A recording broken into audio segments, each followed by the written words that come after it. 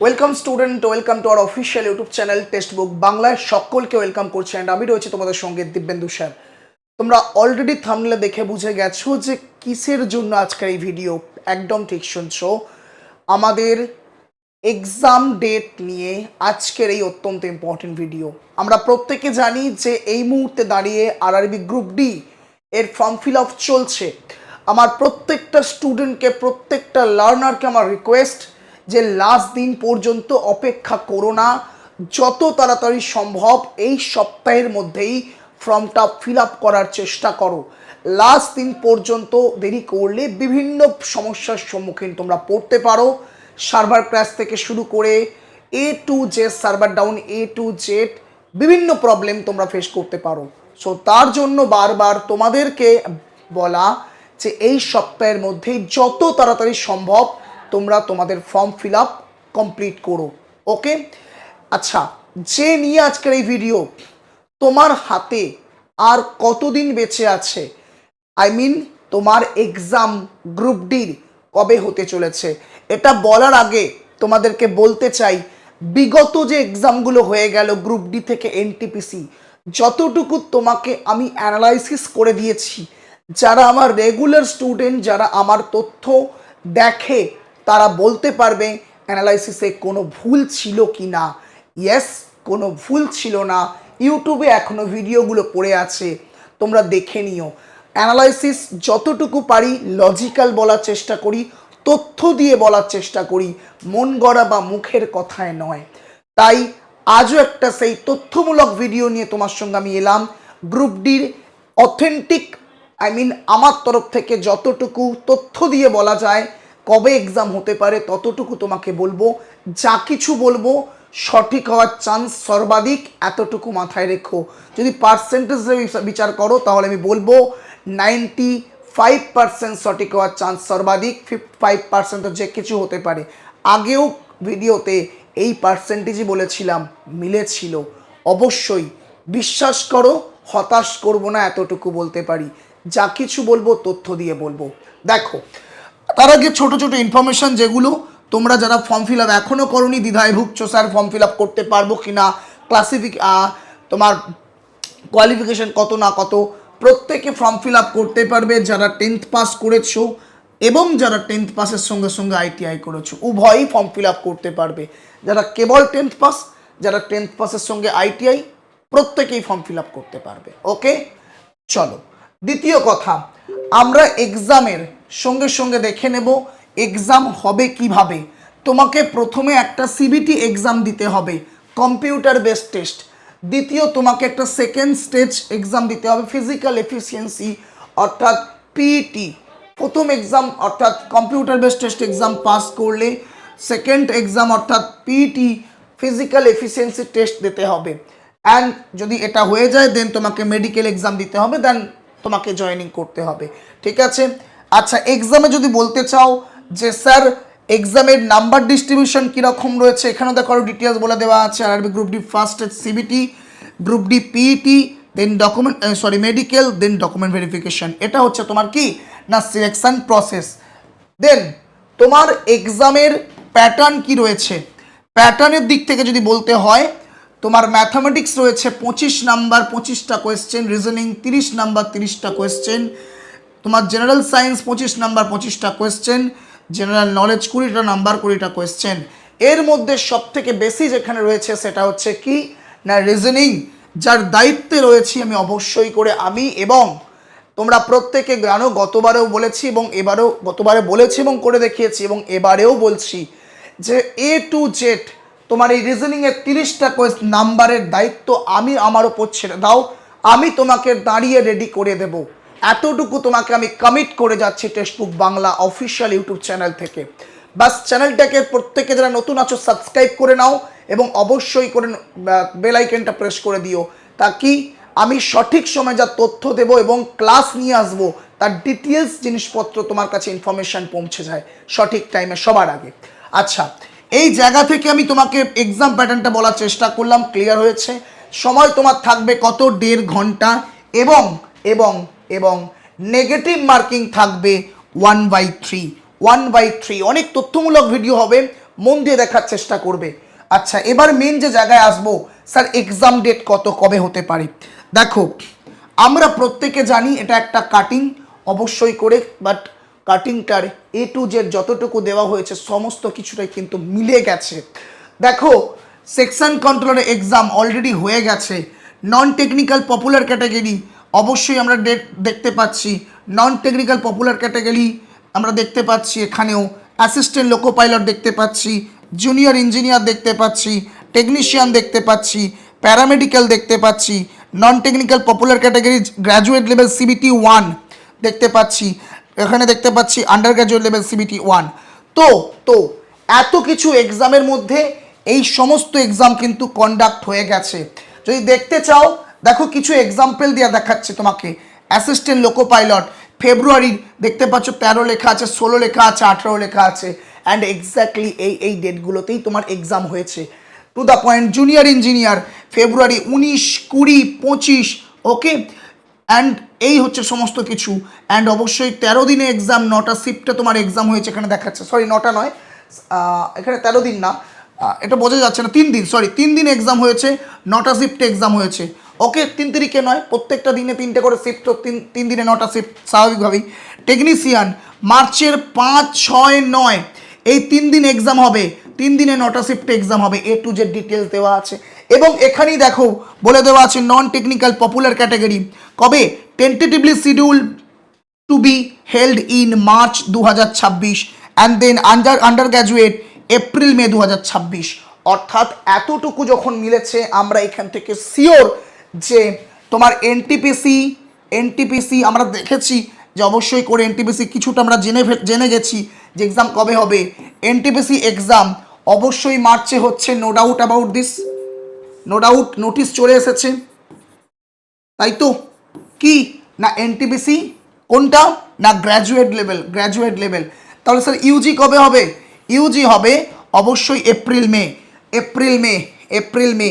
এবং তোমাদের বারবার আমি সতর্ক করছি, রেলওয়ের তরফ থেকে ইন্টারনাল সোর্স ওয়াইজ যতটুকু জানা গেছে, তোমার আগস্ট মাসের আশেপাশে তোমার কিন্তু পুরো 2025-এর সাইকেল কমপ্লিট করে দিয়ে 2026-এর যে এক্সাম ক্যালেন্ডার অ্যানাউন্সড করেছে রেলওয়ে, তার প্রসেস শুরু করে দেবে, অলরেডি হয়ে গেছে শুরু।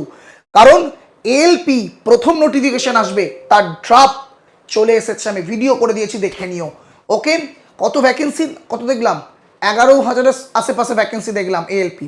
যাই হোক, সেটা পরের কথা। মোদ্দা কথা, 2026-এর ভ্যাকেন্সি আসা শুরু হয়ে যাবে কি বলতে গেলেন যেন, হ্যাঁ, আগস্টের আশেপাশ থেকে। অর্থাৎ আগস্ট মাসের আগে তোমার পুরো কমপ্লিট করতে হবে এক্সামের জিনিসপত্র। অর্থাৎ তুমি এতটুকু মেনে নিও, এখানে এপ্রিল মেতে যদি কমপ্লিট হয়ে যায় রেলওয়ে, এনটিপিসি কোনো সময় নিচ্ছে না, ভালো করে দেখো। যখন এক্সাম শেষ হচ্ছে ঠিক তার পরপরই নেক্সট এক্সাম দিচ্ছে। কেবলমাত্র একটা জায়গায় সময় দিয়েছিল, ওই হোলি যখন আমাদের চলবে, সেই জন্য হোলির জায়গায় কিন্তু একটু সময় আছে, 2-5 দিনের গ্যাপ আছে ছুটির জন্য, আদারওয়াইজ কোনো গ্যাপ নেই এখানে। ওই 1 থেকে 2 বা 2 থেকে 3 দিনের একটা গ্যাপ পাচ্ছি, তারপরে নতুন করে এক্সাম শুরু হয়ে যাচ্ছে, যেটা পরপর এক্সাম আমরা এখানে দেখতে পাচ্ছি। সুতরাং এতটুকু তুমি মানো কি এপ্রিল মেতে যদি তুমি দেখতে পাচ্ছ, অবশ্যই অ্যাকর্ডিংলি কাজ চলে, আন্ডার গ্র্যাজুয়েট যদি এক্সাম হয়ে যায়, তো মানলো মের লাস্ট থেকেও যদি হয়ে যায়, লাস্ট উইক অফ মে, বা যদি না হয় যে কোনোভাবে অবশ্যই করে জুন জুলাইয়ের মধ্যে 100% হবে। জুন জুলাইয়ের মধ্যে 100% হবে। জুলাই যাওয়া উচিত নয়, বাট আমি তোমাকে দিয়ে রাখলাম, যদি কোনোদিনও স্লিপ খেয়ে যায় তো জুলাই পর্যন্তই ম্যাক্সিমাম, আগস্টে কোনোদিনও যাবে না, মিলিয়ে নিও তুমি। অর্থাৎ আমরা এক্সাম ডেট ককে মেনে চলবো, এই মে জুনকে মেনে চলবো, এর বেশি যাব না। জুলাইকে কেটে দাও, যদি স্লিপ করে তো সে তখন জুলাই যেতে পারে কোনো অঘটন ঘটলে, আদারওয়াইজ মে জুন মাসেই তুমি এক্সাম দেখতে পাবে, ওকে। যতটুকু প্ল্যান ওয়াইজ রেলওয়ে সাজাচ্ছে। আর যদি মে জুন মাসে এক্সাম হয়, হাতে সময় আছে কত, হাতে সময় আছে কেবলমাত্র, আজ ফেব্রুয়ারি মাস শেষ, ফেব্রুয়ারির পর মার্চ, এপ্রিল, মে, তো 3 মাস আমার হাতে সময় আছে, 3 মাস সময় আছে। অনেকে বলবে দাদা এখনো ফর্ম ফিল আপ শেষ হয়নি, এত তাড়াতাড়ি কি করে হতে পারে? শুধু একটা তথ্য দিচ্ছি, দেখো একটা তথ্য দিচ্ছি, কি না এনটিপিসি কবে ফর্ম ফিল আপ শুরু হয়েছিল? কবে ফর্ম ফিল আপ শুরু হয়েছিল? অক্টোবরে, শেষ ছিল নভেম্বরে। অ্যান্ড অবশ্যই অ্যাপ্লিকেশান কারেকশান কবে হয়েছিল? নভেম্বর। অ্যান্ড দেন অবশ্যই করে আমরা দেখতে পাচ্ছি কবে এক্সাম হচ্ছে? নভেম্বর থেকে ডিসেম্বর। সুতরাং অ্যাপ্লিকেশান পুরো প্রসেস চলেছে ডিসেম্বর পর্যন্ত, আর এক্সাম 16 থেকে 27 মার্চ, দেখতে পাচ্ছ? অর্থাৎ ডিসেম্বরে শেষ হয়েছে আর মার্চে এক্সাম, ডিসেম্বরের পর জানুয়ারি, ফেব্রুয়ারি, মার্চ, 3 মাস এখানেও আমরা সময় দেখতে পেয়েছি। খুব বেশি সময় পেয়েছি না, অর্থাৎ এক্ষেত্রেও গ্রুপ ডির এক্সাম 3 মাসই সময় পাবে, এর বেশি সময় পাবে না। 3 মাস ম্যাক্সিমাম সময় পাবে। সো এই 3 মাসে কি করতে হবে, কিভাবে কি করতে হবে না করতে হবে, এ টু জেড তোমাকে আমি বলবো অবশ্যই করে। সব ভিডিওতে, গোটা ভিডিওতে, একটা ছোট্ট ভিডিওতে বলা সম্ভব নয়। এরপরে একটা ভিডিও বানিয়ে দেবো, প্রথম মাসে তুই কি করবে, সেকেন্ড মাসে কি করবে, থার্ড মাসে কি করবে, এগুলো পরের ব্যাপার, আমি ভিডিও বানিয়ে দেবো। কিন্তু আজ তুমি যেটা জানতে এলে, এক্সাম ডেট মেনে চলো অবশ্যই করে জুন মাস। জুন মাস যদি যদি যদি মের লাস্টে না যায় তো ম্যাক্সিমাম জুন যেতে পারে, আর যদি স্লিপ করে যায় জুলাই, আগস্টে এতেও যাবে না। ওকে, বাট আমি বারবার বলছি জুনকে ডেডলাইন ধরো, জুলাইয়ে ধরো আর দরকার নেই। ওকে, এবার যে জায়গাটা আসবো যে স্যার এবারে যে এক্সাম হয়ে গেল, সেই জায়গায় দাঁড়িয়ে ভাস্ট সিলেবাস, তো এই ভাস্ট সিলেবাসের মধ্যে, এই যে ভাস্ট প্রচুর সিলেবাসের মধ্যে কতটুকু পড়বো কতটুকু পড়বো না, ট্রেন্ড কি বলছে, নিউ প্যাটার্ন ওল্ড প্যাটার্নের দিক থেকে, সেই জায়গাটা একটু ডিসকাস করে নেব। খুব গুরুত্বপূর্ণ ডিসকাশন।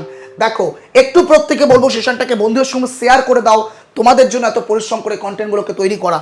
দেখো রিজনিংয়ে আমি তোমাদের বারবার বলেছি যে বাস 5 থেকে 6টা চ্যাপ্টার ওই 30 নাম্বারের মধ্যে 20টা নাম্বার ক্যারি করে, আর ঠিক তাই যা কিছু আছে অফিসিয়াল।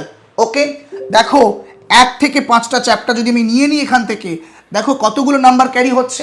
ক্লাসিফিকেশন প্রত্যেকটা শিফটে মোটামুটিভাবে 3 থেকে 4টা, কোডিং ডিকোডিং প্রত্যেকটা শিফটে মোটামুটিভাবে 3 থেকে 4টা, অ্যানালজি 3 থেকে 4টা, সিরিজ 7 থেকে 9টা, নাম্বার সিরিজ হতে পারে, অ্যালফাবেটিক্যাল সিরিজ হতে পারে, অ্যালফাবেট অ্যান্ড অ্যালফানিউমেরিক সিরিজ হতে পারে, সব মিলিয়ে 7 থেকে 9টা, সিটিং অ্যারেঞ্জমেন্ট 2 থেকে 3টে। তো এই টোটাল জায়গাটায় দাঁড়িয়ে তুমি যদি দেখো প্রায় 20 নাম্বার তুমি কিন্তু ক্যারি করতে পারছো।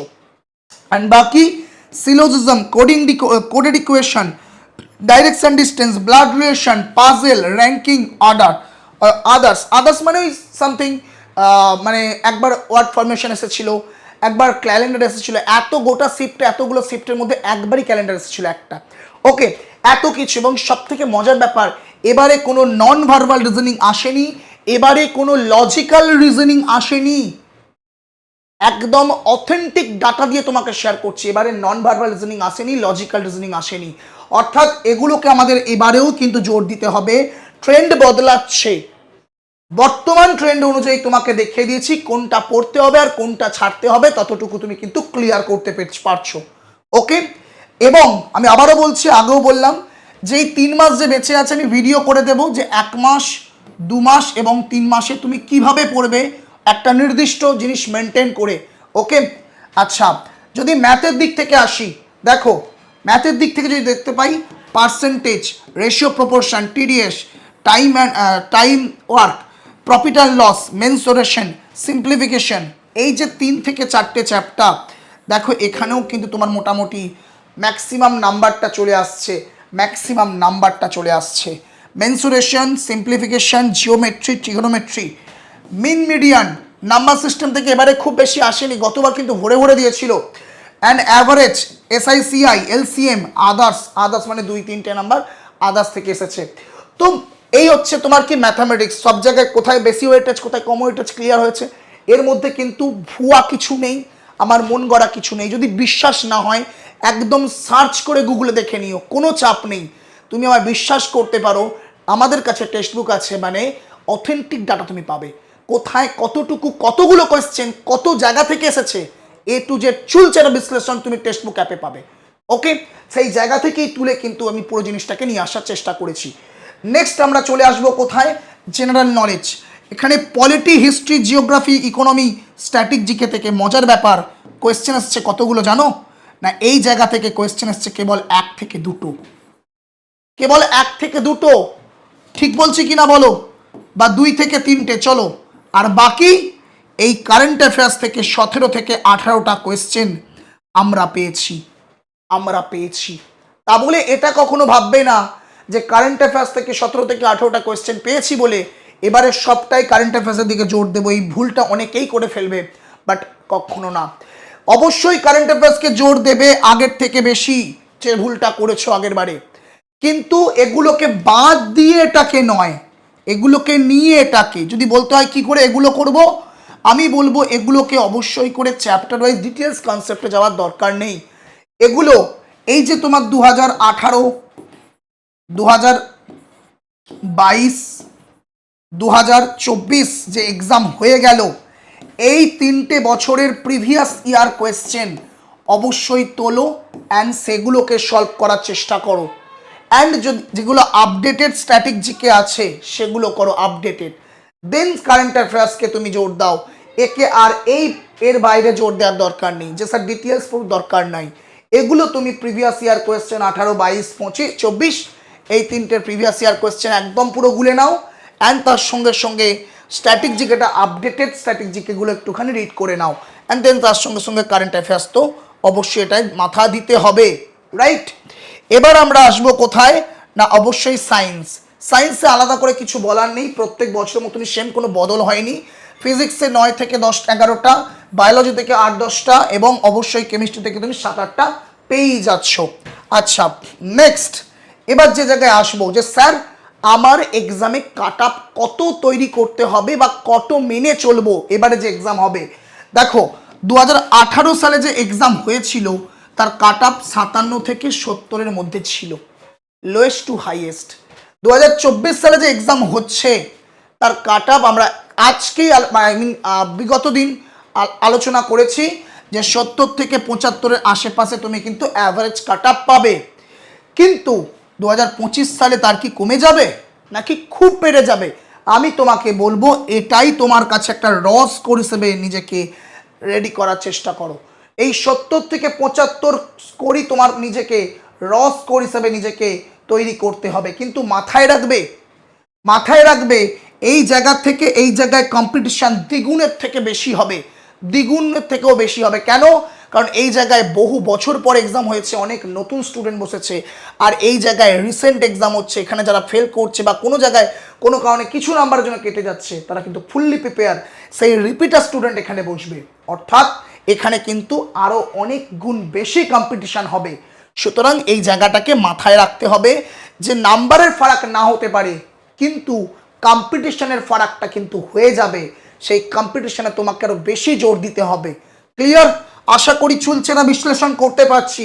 তো এর জন্য তোমায় কি করতে হবে আমি বারবার বলি যে হাতে সময় আছে 3 মাস। এই 3 মাসকে যদি সিস্টেমেটিকভাবে একটা নির্দিষ্ট সিস্টেম মেনে চলতে পারো তাহলে তোমার জয় কিন্তু নিশ্চিত। রিজনিং আমি তোমাকে 30-এ 30 গ্যারান্টি দিচ্ছি, অবশ্যই করে। নিতান্তই কোনো বকওয়াস নয়, নিতান্তই মুখে বল নয়, কাজে করে দেখিয়েছি বিগত বৎসরে। অবশ্যই তোমরা অনেকেই জানো, কমেন্ট করতে পারো। এবছরও এর অন্যথা হবে না, এর ব্যতিক্রম হবে না। প্রত্যেককে বলছি রিজনিং, ম্যাথস, সায়েন্স এবং এর সঙ্গে সঙ্গে জিকে জিএস, এই 3-4টে জায়গার মধ্যে সব থেকে মারাত্মক রোল প্লে করবে রিজনিং। এই 30টার নাম মারাত্মক বলে এই জন্য বলছি কারণ এই 30-এর 30টা নাম্বার অবশ্যই পাওয়া যায়। ওকে, এই 30টা নাম্বার যদি স্কোর করতে পারো, এই 70-এর মধ্যে 30 নাম্বার ক্লিয়ার হয়ে গেল, হাতে বেঁচে আছে 40টা নাম্বার। আর তোমার কাছে ম্যাথস, সায়েন্স অ্যান্ড জিকে অনেকগুলো অপশান আছে, ওপেন হয়ে যাবে। তোমার চাপটা একটু হলেও অনেকটা হালকা হয়ে যাবে। বোঝাতে পেরেছি? তো প্রত্যেকে সেই জন্য বলি সিস্টেমেটিকভাবে নিজেকে রেড করতে চাও তাহলে একটা ব্যাচ তোমরা প্রত্যেকে এনরোল করে ফেলো খুব তাড়াতাড়ি। আমাদের কিন্তু ব্যাচ শুরু হয়ে গেছে, কিছুদিন হলো। কি ব্যাচ না তোমরা দেখতে পাচ্ছ, এই ব্যাচ তোমাদের কিন্তু লঞ্চ হয়ে গেছে কিছুদিন হলো। প্রত্যেককে কি করবে, প্রত্যেককে কি এই ব্যাচের মধ্যে তোমরা কি কি পাবে আমি একটু বলে দিই। এই ব্যাচের মধ্যে তোমরা গ্রুপ ডির দুটো ব্যাচ পাবে, আগে হয়ে যাওয়া রেকর্ডেড ব্যাচ এবং এখন একটা লাইভ ব্যাচ পাবে। অ্যান্ড এর সঙ্গে সঙ্গে এনটিপিসির একটা ব্যাচ পেয়ে যাবে, এনটিপিসির একটা ব্যাচ পেয়ে যাবে, সরি ভুল বললাম, দুটো ব্যাচ পেয়ে যাবে। অ্যান্ড এর সঙ্গে সঙ্গে এএলপির ব্যাচ পেয়ে যাবে, এএলপি দুটো ব্যাচ পেয়ে যাবে। অর্থাৎ একাধিক তুমি কিন্তু ব্যাচ পেয়ে যাচ্ছ এবং এর ভ্যালিডিটি 12 মাস। এই 12 মাসে যত নতুন নতুন আরও ব্যাচ আসবে ভবিষ্যতে, সমস্ত ব্যাচের ফ্রি অ্যাক্সেস পাবে এবং এই সমস্ত ব্যাচের মক টেস্ট পুরোপুরি ফ্রি করে দেওয়া হয়েছে, পুরোপুরি ফ্রি করে দেওয়া হয়েছে এবং যা কিছু পাবে সবটাই বাংলা ভাষায় পাবে। ওকে, তো কি করতে হবে তোমাকে? অবশ্যই আগে টেক্সট বুক অ্যাপটা ইনস্টল করতে হবে, ইনস্টল করে লগ ইন করতে হবে, ইনস্টল করে লগ ইন করতে হবে। লগ ইন করে 7063190882 এই নাম্বারটা হোয়াটসঅ্যাপ করে বলতে হবে স্যার আমি রেলওয়ে ব্যাচ নেব। তোমার কাছে লিঙ্ক চলে যাবে, লিঙ্কে ক্লিক করে ডাইরেক্টলি পারচেস করে নিতে হবে। ওকে, ঠিক বোঝাতে পেরেছি? তো টোটাল এই ব্যাচটা তুমি যদি পাও 12 মাসের জন্য অবশ্যই 1399 টাকায় পাবে। প্রত্যেকে পারচেস করে নেওয়ার চেষ্টা করো। আর যদি মনে করো যে স্যার আমি অনলি গ্রুপ ডি নেব, অবশ্যই গ্রুপ ডি আর 3-4 মাস বাকি আছে, আমি 3 মাসের ব্যাচ নেব, তো নিতে পারো, কোনো সমস্যা নাই। 3 মাসে তুমি পেয়ে যাচ্ছ 429 টাকায় টোটাল ব্যাচটা। বাট আমি তোমাকে বারবার বলছি 2026 মাথায় রেখে 26-এর টোটাল ক্যালেন্ডার আবার কিন্তু রিভাইজড হচ্ছে, আস্তে আস্তে সব ভ্যাকেন্সি আসবে। তার জন্য আলাদা করে যাতে ব্যাচ না হয় তার জন্য বলছি 12 মাসের নিতে। কেন বলছি? কারণ 12 মাস থাকলে তোমার কাছে এই 12 মাসে যত নতুন নতুন ব্যাচ আসবে সব ব্যাচের অ্যাক্সেস পাবে এবং তার সঙ্গে সঙ্গে সমস্ত ফ্যাসিলিটি পেয়ে যাবে A to Z। এমন নয় যে 3 মাসে পাবে না, 3 মাসেও সব পাবে। 3 মাসে যত নতুন নতুন ব্যাচ আসবে সবের অ্যাক্সেস পাবে। মোদ্দা কথা 12 মাস পেলে আলাদা করে আর পরে পারচেস করতে হবে না।